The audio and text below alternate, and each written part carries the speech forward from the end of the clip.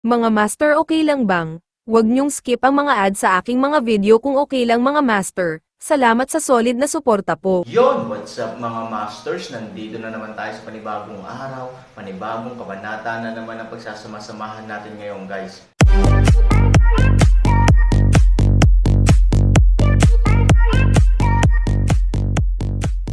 Bali mga masters, kung bago ka pa lang po sa aking YouTube channel, please click the subscribe button, lalong-lalo na po yung notification bell guys, para maging connected pa rin tayo sa isa't isa at maging updated kayo sa mga susunod ko pang video. Bali mga masters, bago natin umpisahan ng kwento ay mag-shoutout po muna tayo para sa mga solid nating tagapakinig. Shout out kay Richard Cos, shout out kay Jezreel Sarsaba. Yun na nga mga masters, no? Bali hindi na ito patagalin. In 3, 2, 1, let's go! Matandang martial sister na si Qin Shuang. Nang makita ni Ivory ang bisita, nagtaka si Ivory, hindi ba Aaron ang humiling sa iyo na pumunta sa kanyang silid? Ano ang problema mo? May kinuha ako sa koridor, parang dapat sayo. Malamig ang mukha ni Qin Shuang, na parang natatakpan ng malamig na nyebe at nagyelo sa libu-libong milya. Mukha siyang estranghero. Isang bagay. Sumimangot si Ivory. Nang makita niyang naglabas ng sulat si Qin Shuang, lalo siyang naguluhan. Sulat. Sino ang magsusulat sa kanya? Itong mga tao sa bangka, hindi ba kailangan? Pero sino pa kaya ito bukod sa mga tao sa bangka? Pagkababa ng Aaron, hiniling niya kay Qin Shuang na i-lock ang silid sa ikalawang palapag, kaya imposible para sa isang tagalabas na ibigay ang sulat sa kanyang sarili. Elder Martial Sister Qin Shuang, paano magkakaroon ng sulat? Hindi mapigilan ni Ivory na mataranta at nagtanong. Umiling si Qin Shuang, hindi ko alam, pero nakita ko ang pangalan mo sa aisle nang dumating ako para hanapin ka. Tumingin sa ibaba si Ivory at sigurado, may 3 salitang Ivory sa sulat. By the way, Elder Martial Sister Qin Shuang, ano ang maipaglilingkod ko sa iyo? Aaron ba? Ano ang problema? Malinaw na mas pinapahalagahan ni Ivory ang Aaron kaysa sa kakaibang sulat na ito na hindi alam ang pinagmulan. Mabuti pa basahin mo muna ang sulat, sabi ni Qin Shuang. May gustong sabihin si Ivory, ngunit nang makita ang matalim na mga mata ni Qin Shuang, tumanggo siya at pinunit ang sobre sa harap ni Qin Shuang. Sa pagtingin sa mapa noong nakaraan, si Ivory ay may higit na puso at nagbabantay laban dito. Gayunpaman, ang sulat na papel ay napakaordinaryong puting papel. Wala nang iba. Matapos buksan ang liham, ilang itim na salita sa liham, at maging ang tinte ay hindi pa ganap na pinatitibay. Ang disaster star na may tigre ay parang tigre na nahuhulog sa araw. Life's life is not reversible. Take care of yourself. Nang makita ang malalaking salitang ito sa sulat, biglang nanlamig ang mukha ni Ivory at bahagyang bumukas ang mga estudyante ng buong tao. Halata namang nabigla siya. Kung hindi alam ng iba ang kahulugan ng liham na ito, maaaring siya na ang pinakamalinaw na tao sa mundo, at walang sinuman. Ang disaster star ay siya.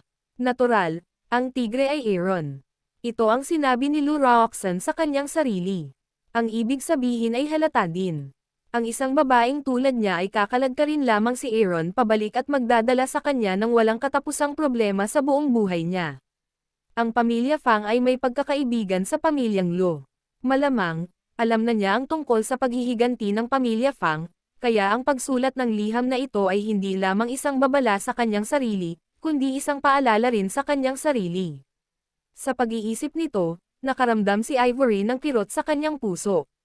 Sa katunayan, sa pagbabalik tanaw sa panahong nakilala niya si Aaron, maraming sakuna at kahirapan.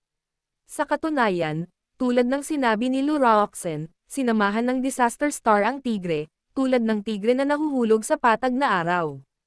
Kung magpapatuloy ito, walang nakakaalam kung anong panganib ang kakaharapin ng Aaron. Gayunpaman, gaya ng sinabi ni Qin Shuang, mahal niya si Aaron, at mahal din siya ni Aaron.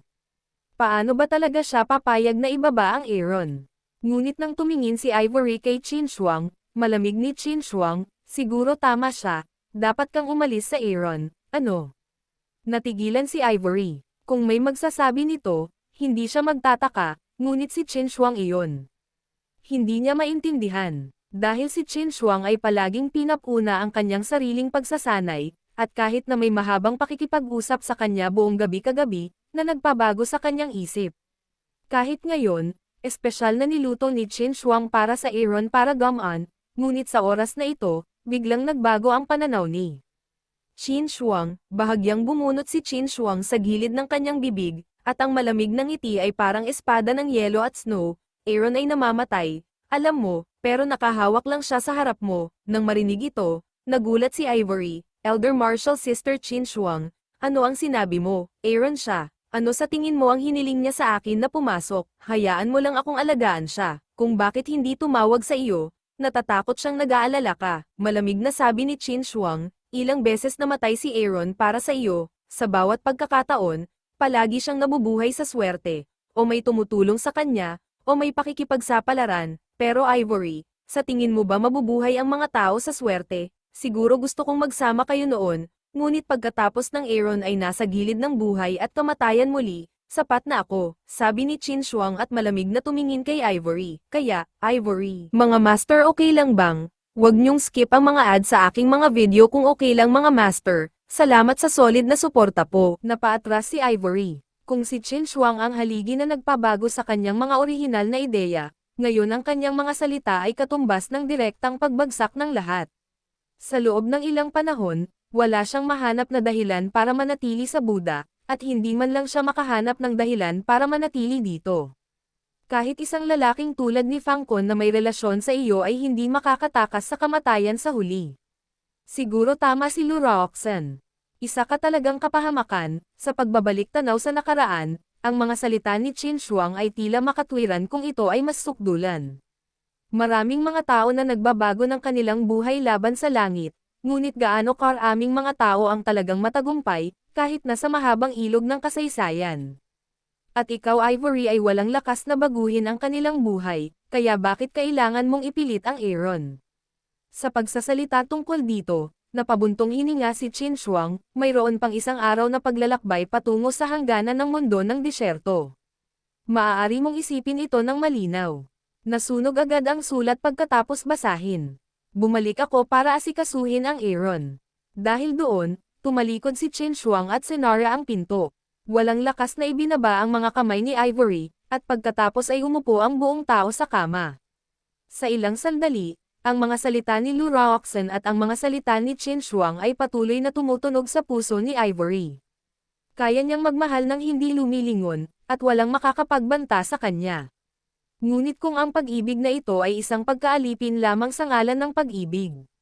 Hindi yun persistence diba? Walang hiya yun. Iniunat ni Han Nayan ang kanyang maliit na kamay at sinubukang panasan ang mga luha ni Ivory, ngunit dahil hindi siya sapat na matangkad, kailangan niyang umakyat sa kama at hawakan ng mahigpit si Ivory gamit ang isang pares ng maliliit na kamay. Hindi umiiyak si nanay. Inay, sabi ni Tita Qin Shuang isa kang disaster star. Kalokohan. Sinabi ni Nayaner sa kanyang ama na si Tita Qin Shuang ay isang masamang tao. Si Ivory ay may luha sa kanyang mga mata at may ngiti sa kanyang mga luha. Magiliw niyang hinawakan ang ulo ni Han Nayan at tumingin sa dalaga. Sa ilang sandali, mas naghalo ang kanyang damdamin. Marahil siya ay nasa sakit nang wala ang kanyang biolohikal na ina, ngunit hindi siya lason, makukulong, o mapapailalim sa napakaraming mga paikot-ikot. Ayon kay Lu Roxen, si Aaron ang magiging tanging manugang ng pamilya Lu, kaya natural na dapat itong si Han Nayan ang apple of the eye sa tuktok ng asol na bundok. Maaaring hindi sumang-ayon ang pamilya Lu, ngunit tiyak na ibibigay sa kanya ni Sunny ang paggamot na ito. Han Nayan noong panahong iyon, gaano kaganda ang Aaron sa panahong iyon.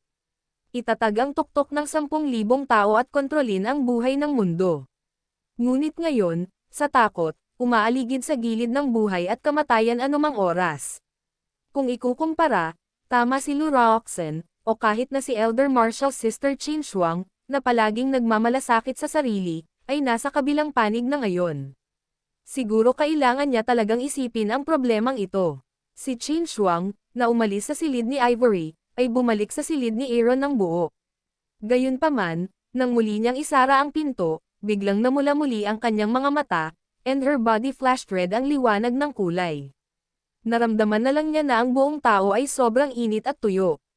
Sa pagtingin kay Aaron na nakahiga sa kama, bigla siyang naging intertwined sa pagnanasa sa kanyang malamig at uhaw sa dugo na mga mata. Si Aaron sa kama ay medyo malamig ang mukha at nakapikit. Siya ay ganap na nakoma. Gayunpaman, halos kapareho ng Qin Shuang, may mahinang pulang ilaw sa ibabaw ng katawan ni Aaron sa oras na ito. Ang pulang ilaw sa pagitan ng dalawa ay umalangaw-ngaw, kumikislap at nagtatago sa isa't isa. Nilock ni Qin Shuang ang pinto sa likod niya, at pagkatapos ay dahan-daang naglakad patungo sa kama ni Aaron. Saglit na tumingin kay Aaron, bigla at dahan-dahan niyang kinalas ang magaan na sinturon na nakatali sa kanyang baywang gamit ang kanyang jade na kamay, at pagkatapos ay bahagyang humiga sa katawan ni Aaron at isa-isang kinalas ito sa kanyang mga butones. Kahit na ang Iceberg Beauty ay hindi masaya sa oras na ito ipakita ang isang ngiti, ngunit ang kanyang ngiti ay hindi kasing init at kaakit-akit bilang maaraw pagkatapos ng snow at yelo. Sa kabaligtaran, ito ay lubos na masama at multo. Halos iba ito sa ordinaryong Qin Shuang. With her gentle smile, she bent down. Storytelling channel sa YouTube. Ngunit nang halikan na sana ni Qin Shuang ang dibdib ni Aaron ng marahan, biglang, ang kanyang mga mata ay muling kumislap ng bakas ng dugo, at ang buong tao ay sumimangot. Pagkatapos ay hinawakan niya ang kanyang ulo sa kanyang mga kamay. Ang mga pagsabog ng matinding sakit ay lumitaw sa kanyang magandang mukha, at ang pulang ilaw sa kanyang katawan ay nagsimulang lumitaw.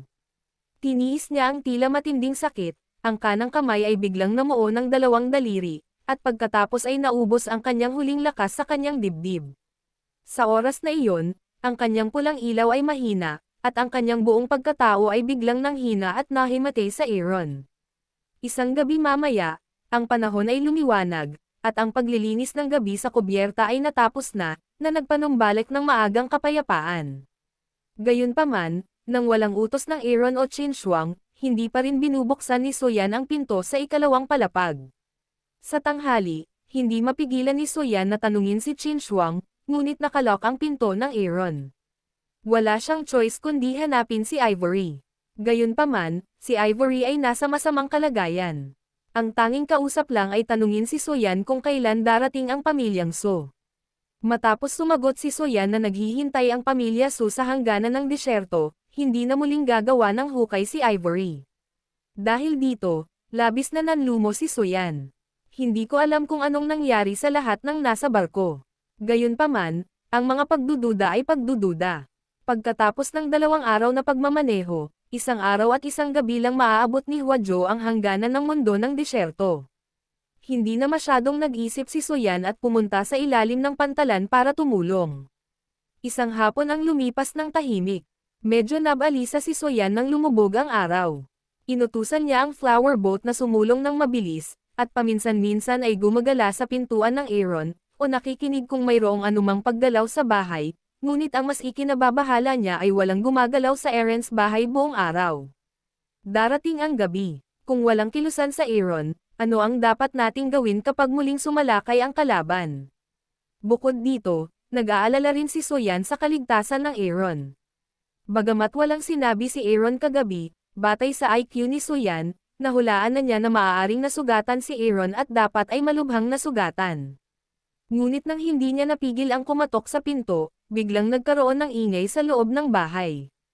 Kahit na napakapino ng boses na hindi ito naririnig ng mga ordinaryong tao, naririnig ni Soyan. Pagkatapos makinig ng mabuti, boses iyon ni Aaron. Sa wakas ay nakahinga si Soyan, at pagkatapos ay bumalik sa ilalim ng pantalan upang tumulong. Sa silid sa oras na ito, ang tunog na narinig ni Soyan ay karaniwang hindi alam ng Aaron mismo. Pabulong lang ito nang bigla siyang nagising matapos ang mahabang pagkakakoma. Malabo na iminulat ni Han Sanchen ang kanyang mga mata, naramdaman ni Han Sanchen na ang buong katawan ay kinakalawang laban kay Buddha, at ang kanyang matinding sakit ay umabot mula sa ibabaw hanggang sa kanyang mga buto. Parang diniin din ng kung ano ang katawan niya. Hindi umiikot ang dugo kaya naparalisa siya. Dinilat niya ang kanyang mga mata at nasa kwarto pa rin niya, ngunit nang muli niyang ibinaba ang kanyang mga mata, bigla niyang nakita si Qin Shuang na nakasakay sa kanyang sarili ngunit nakahiga sa kanyang dibdib. Nagulat si Aaron. Parang nakuryente ang buong tao, na tuluyang binaliwala ang sakit at pamamanhid sa katawan, at biglang umatras at umatras. Mabigat na bumagsak ang ulo ni Qin Shuang sa bedboard dahil sa biglang pagkawala ng unan. Laging nakakaawa lang ang mga magagandang babae, ngunit napakabangis na ginawa ito ng Aaron, ngunit ito ang unang pagkakataon na makita ito. Dahil sa matinding sakit, kinusat din ni Qin Shuang ang kanyang mga mata, hinawakan ng masakit na ulo at mahinang nagising. Sa oras na ito, si Aaron ay lumiit sa harap ng kama, tumingin sa kanyang nakahubad na coat at tumingin sa kanyang pantalon sa takot. Hindi pwedeng totoo. Sinubukan ni Aaron na alalahanin ang nangyari noon, ngunit nakaramdam siya ng pananakit ng ulo. Hindi niya maalala kung nangyari ba siya kay Qin Shuang ng ilang sandali. Sa oras na ito, dahan-dahan ding itinaas ni Qin Shuang ang kanyang ulo at tiningnan ang hindi maayos na damit ni Han Sanchen. Pagkatapos ay tumingin siya sa ibaba at nakita niyang nawawala na rin ang group belt na nakatali sa kanyang baywang. Bakas ng gulat ang biglang sumilay sa buong magandang mukha. Tumingin siya kay Han Sanchen na nagmulat na ng mga mata, 4 na mata sa isa't isa, puno ng gulat. Yun na nga mga masters, no? Bali panibagong kabanata na naman yung natapos natin ngayong gabi. Muli, maraming salamat po talaga sa walang sawang suporta po sa aking YouTube channel na talagang inaabangan nyo po ang bawat upload ko po. Bali mga masters, magkita-kita ulit po tayo bukas ng gabi at ngayon po ay magpapaalam po muna tayo. Bali mga masters, bye-bye!